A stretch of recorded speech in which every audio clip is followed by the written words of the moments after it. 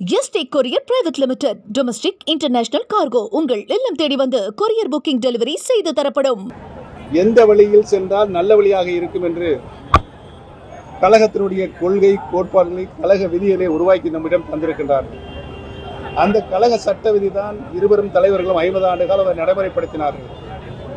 கழக சட்ட விதிக்கு இன்றைக்கு ஊறு ஏற்பட்டிருக்கிறது. அவர்கள் கண்ட கனவை நனவாக்குகின்ற நிலையில் இன்றைக்கு சட்ட விதி இல்லை.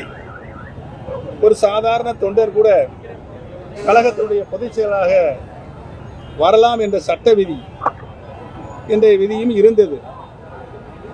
அந்த விதியை இன்றைக்கு காற்றிலே பறக்க விட்டிருக்கிறார்கள். அதற்கு இன்றைக்கும் நீதிமன்றத்தில் வழக்கு இருக்கிறது.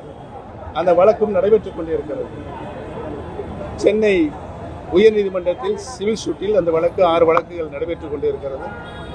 அந்த வழக்கு முடியும் என்று நான் உறுதியாக நம்புகிறேன். அந்த அடிப்படையில் கழகம் ஒன்றிணைய வேண்டும். தலைவர்கள், நீங்கள் சொன்ன தலைவர்கள் இணையவில்லை என்று சொன்னால் தொண்டர்கள் இணைந்து இந்த இயக்கத்தை காப்பாற்றுவார்கள். மாண்புமிகு செங்கோட்டையன் அவர்களை நான் தொடர்ந்து நானும் அவரை பேசிக் கொண்டிருக்கிறேன். அவரும் என்னுடன் பேசிக் கொண்டிருக்கிறார்.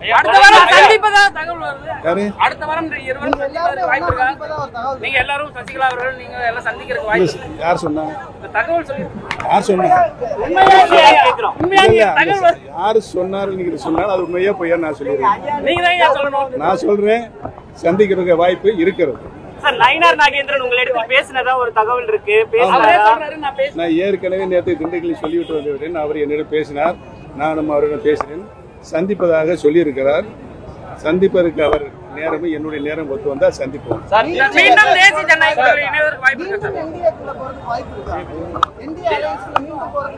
ஏற்கனவே சுபாஷுக்கு சொல்லிவிட்டேன், அரசியலில் எதிரும் இல்லை, நண்பர்கள் இல்லை, எதுவும் நடக்கலாம், பொறுத்திருந்து பாருங்கள். ஐயா, திருச்சியில விஜய் தேர்தல் பரப்பில் தொடங்கும் போது எம்ஜிஆர் சிலையை வணங்கிட்டு தான் தொடங்கியிருக்காங்க. அதே போல தேர்தல் பரப்பிலும் போது ஜெயலலிதா அம்மா சொல்லுவாங்களா, சொன்னீர்களே செய்தீர்களா, அந்த முழக்கத்தை தான் அவர் முன்னாடி வைக்கிறாரு. இதை எப்படி பாக்குறீங்க?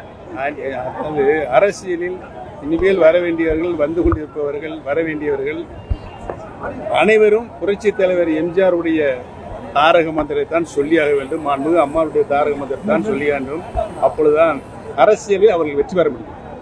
முதலமைச்சர் வேட்பாளராக எடப்பாடி பழனிசாமி மாற்றினால் நாங்க தேசிய ஜனநாயக கூட்டணியில இறைவன் டிடிவி தினகரன் சொல்றாரு. அவர் ஒரு நிபந்தனை வைக்கிறாரு.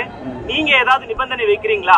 பொதுச் செயலாளர் பதவி மீண்டும் வந்து பொதுச் செயலாளர் பதவி உள்பட தலைவர்களுக்கு சட்ட விதி அப்படியே உருமாறாமல் நிலைத்து நிற்க வேண்டும் என்றால் நாங்கள் நீதிமன்றத்திற்கு சென்றிருக்கிறோம். அந்த சட்ட விதியெல்லாம் மறுபடியும் மாண்புமிகு புரட்சித் தலைவர் உருவாக்கிய சட்ட விதி வந்தால் அனைத்திற்கும் சாத்தியப்படும். என்றும் உங்களுடன் மை இந்தியா. முக்கிய செய்திகளை உடனுக்குடன் தெரிந்து கொள்ள சப்ஸ்கிரைப் பண்ணுங்க, பெல் பட்டனை பிரஸ் பண்ணுங்க. என்றும் உங்களுடன் my India. Yesterday courier private limited domestic international cargo உங்கள் இல்லம் தேடி வந்து கொரியர் புக்கிங் டெலிவரி செய்து தரப்படும்.